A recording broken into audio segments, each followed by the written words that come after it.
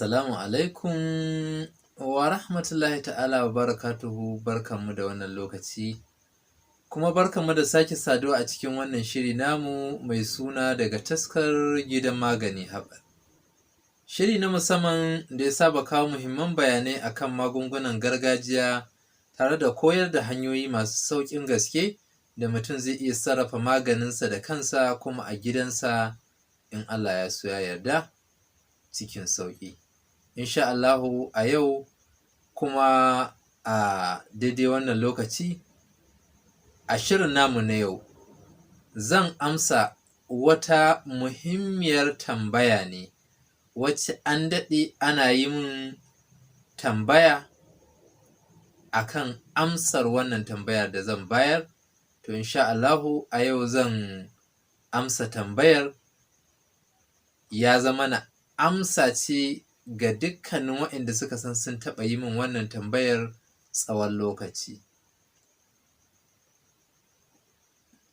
Wannan tambaya ba wata tambaya ba ce ba, illa mutane da yawa suna yawan tambayar cewa wai menene dalilin da ya sa maza kashi 80 cikin 100 ko kuma 75 cikin 100 ba sa iya gamsar da iyalansu. Ma'ana 75 cikin 100 ko 80 cikin 100 ba sa iya biya wa matansu buƙata ta ɓangaren mu'amalar aure. Wannan tambaya an yi min ita da dama a kusan mafi yawan shafukan da ke gabatar da shirye-shirye na ɓangaren magunguna, tun daga ɓangaren Facebook, WhatsApp da sauransu.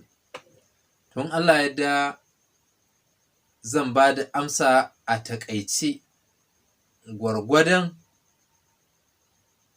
fahimtata akan magunguna. Da farko dai, kamar yadda aka sani, ita al'amari na sha'awa wani abu ne wanda ya kasance halitta ce, ɗabi'a. Kowa da irin tasa, tun daga ɓangaren mazan har zuwa ɓangaren mata.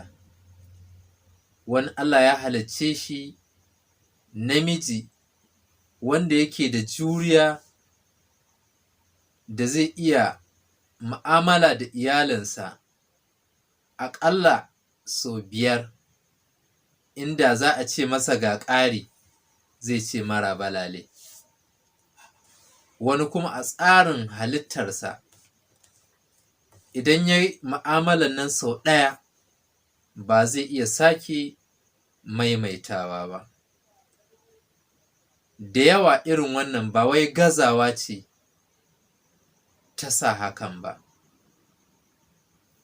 a'a, ɗabi'arsa ce, halittarsa a haka Allah ya halitta masa ita. Ko da ya so ya ƙara ɗin ba lallai ya iya ba, domin zuciyarsa ba ta riga ta amshi saƙon ba. Haka kuma a ɓangaren mata, su ma akwai ire-iren wannan bambance-bambancen da yake tsakanin maza. Sai dai duk da haka, a yanayin zubin halittar mata, a ɓangaren mu'amala ta aure wato jima'i, namiji yana riga mace yin inzali. Mafi yawa, ba zai iya zama duka ba, amma mafi yawa shi ma zai iya zamantowa 80 ko 90% namiji zai iya shi ne ya fara yin inzali kafin mace.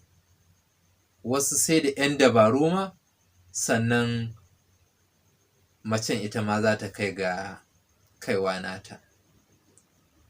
A zubin halitta kenan. To sai kuma ake samun matsaloli na mutanen da suke tambaya cewa me yasa hakan take faruwa. Amsar dai guda biyu ce. Na farko akwai zubin halitta.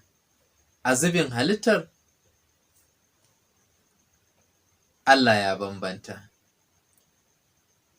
Abu na biyu shi ne maza ba kowa ne yake da dagiyar yin amfani da magunguna domin ya riƙa sabunta kansa ba. Amma a ɓangaren mata, a kullum ƙoƙari suke yi su yi amfani da magunguna waɗanda suke don su samu ƙarin gamsar da mai gida.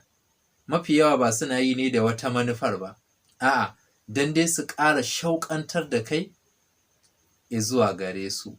Su kuma mafi yawa waɗannan magungunan majority daga ciki suna ƙara musu yawan sha'awa. Kai ba kai amfani da magani wanda za ka sabunta kanka ba, su kuma ba su tsaya iya yanda suke ba, sun ƙara wa kansu sha'awa ko kuma shauƙi a yayin jima'i. To ta ya za ka iya? Sai dai in jarumin gaske ne kai. To don haka ina ɗauke da 'yan shawarwari da zan bawa wato ainihin maza domin samun taimako akan irin wannan matsalar. Shawara ta farko shi ne mutum ya san kalar irin kalolin abincin da zai riƙa ci. Ba kowane kalar abinci ne yake da amfani ga lafiyar jiki ba. Wani idan ka ci zai narke ya maka amfani a jiki, wani kuma ba zai yi ma ba. Don haka duk abin da za ka ci ka riƙa amfani da abinci mai gina jiki. Sannan a cikin abincinka ka riƙa yawan amfani da kayan ganyaye, 'ya'yan itatuwa, fruits da shauransu. Sukan taimaka wa mutum wajen hana shi gajiyawa akan irin haka. Sannan akwai bidiyon da a baya ne bayanin cewa yawan cin maiƙo shi ma yana daga cikin abin da yana saurin kassara mutum, da yawan shan zaƙi mai yawa yana raunata mutum, ya sa ka riƙa saurin gajiyawa, su saurin inzalin nan da shauransu duk yana haddasa haka. Don haka in dai har Allah ya taimake ka, kana ƙoƙarin kiyaye waɗannan, za a samu wato sauƙi akan irin wannan matsala. Sannan abu na biyu shi ne wankin ciki. Wani ƙila tun da yake rayuwarsa bai taɓa amfani da magani na wankin ciki ba. Ga su nan abubuwa a sauƙaƙe na gargajiya muna da su bila adadin. Irin su garin guna, in ka sha ɗan rabin ƙaramin cokali da nono, za ka je ka zaga, ka wanke cikinka, ka ɗan yi 'yar gudawa sau ɗaya, sau biyu, sau uku, ka zo cikinka ya ɗaure. Irin su filasko, ga su nan shi ma idan ka sha shi za ka wanke ciki, ya wanke ma ciki, ya wanke ma mara.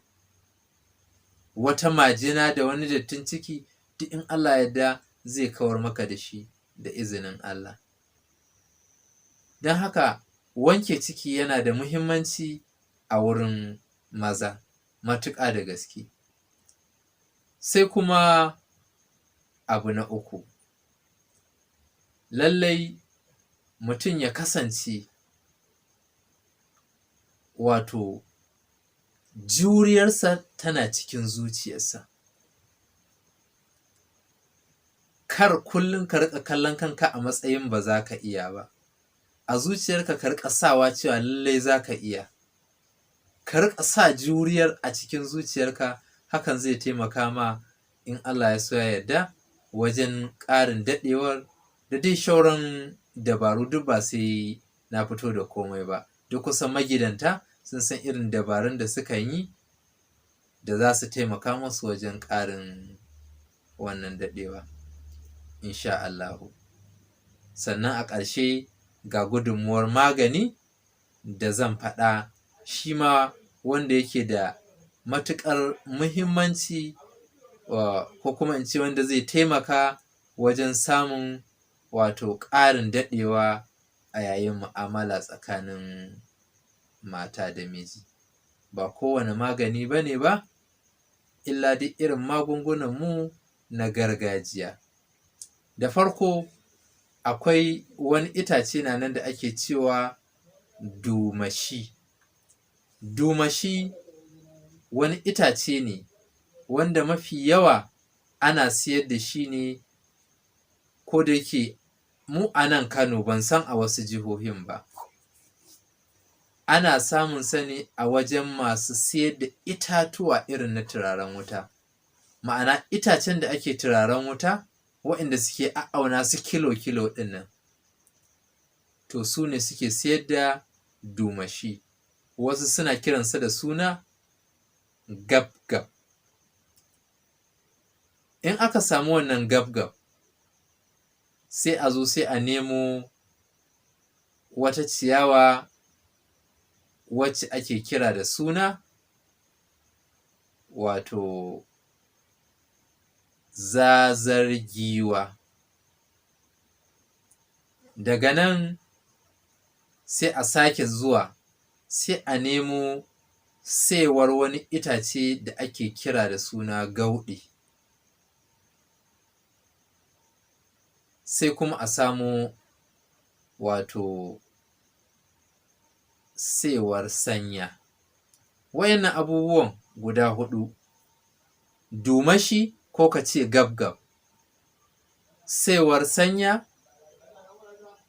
saiwar gauɗe, ciyawar zazar giwa, abubuwa ne guda huɗu. Mutum ya wanke su a jiƙa, a samu kamar botiki ko wani abu wanda za a cika shi da ruwa. Kullum ka riƙa tace ruwan kana sha, ko da wani lokaci ba ka da lokacin sha. Ma'ana ba zai zama sau ɗaya ko sau biyu ba, kawai ka riƙa tacewa kana sha. In Allah ya yarda za ka ji ka dawo na gaske.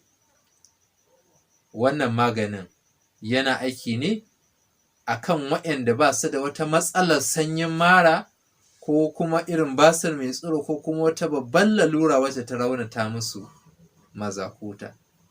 Don haka wannan maganin yana tasiri a kan su kaɗai.